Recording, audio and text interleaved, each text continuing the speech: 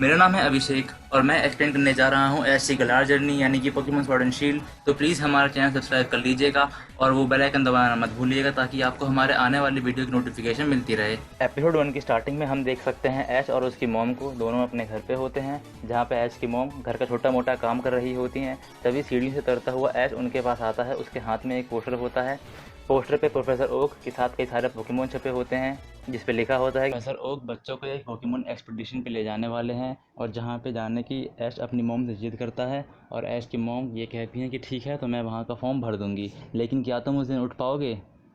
इस पे ऐश बहुत आंखें चमकाते हुए कहता है कि हाँ ठीक है, मैं उस दिन उड़ जाऊंगा। इसके बाद हमें दिखाया जाता है पीचू को, जो कि देखता है दुनिया का हर पोकेमोन या तो झुंड में रहता है या किसी और पोकेमोन के साथ रहता है, लेकिन वो बेचारा दुनिया में बिल्कुल अकेला है।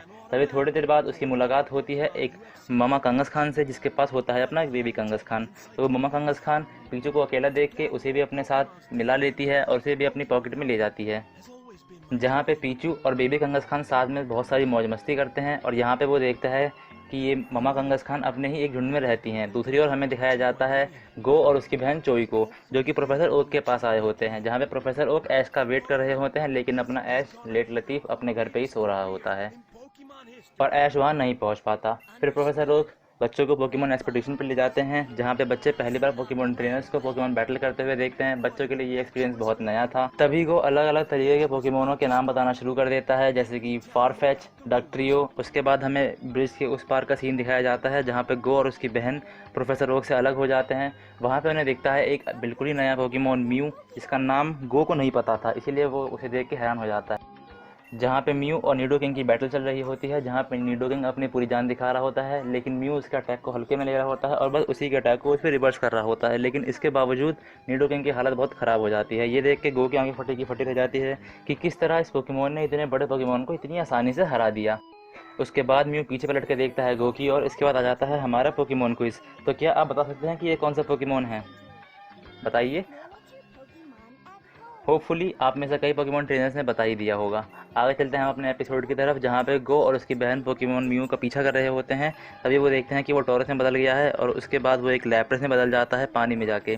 तभी वो उसे ढूंढते हुए आगे चलते हैं। तभी हमें दिखाया जाता है कि बेबी कंगस खान मम्मा कंगस खान और पीचू से अलग हो चुका है। वहीं दूसरी ओर बेबी कंगस खान और म्यू एक दूसरे के साथ खेल रहे होते हैं। खेलते खेलते वो एक पहाड़ के ऊपर चले जाते हैं, जहाँ से म्यू जा ही रहा होता है कि तभी बेबी कंगस खान का पैर फिसल जाता है और पहाड़ी वहाँ से टूट जाती है और बेबी कंगस खान ऊपर से नीचे गिरने लगता है। तभी म्यू पीछे पलट के देख लेता है और बेबी कंगस खान को अपनी साइकिंग पावर से हवा में ही रोक देता है और उसे आराम से मम्मा कंगस खान के हाथों में ला के छोड़ देता है। वहीं दूसरी ओर गो और इसकी बहन ये सब कुछ देख रहे होते हैं। तभी उनके पास दौड़ते हुए प्रोफेसर ओक आते हैं और उन्हें कहते हैं मुझे लगा था कि मैंने तुम्हें इस जंगल में खो ही दिया।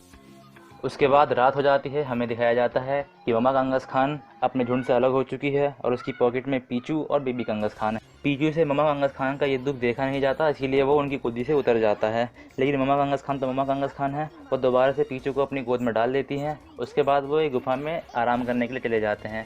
तभी पीचू उनकी पॉकेट से निकलता है और पहला कदम बढ़ाते ही वो गिर जाता है, लेकिन वो उसके बाद भी हार नहीं मानता और गुफा के बाहर आता है ताकि ममा कंगस खान को उसकी चिंता ना करनी पड़े और वो आराम से अपने झुंड तक पहुँच सकें।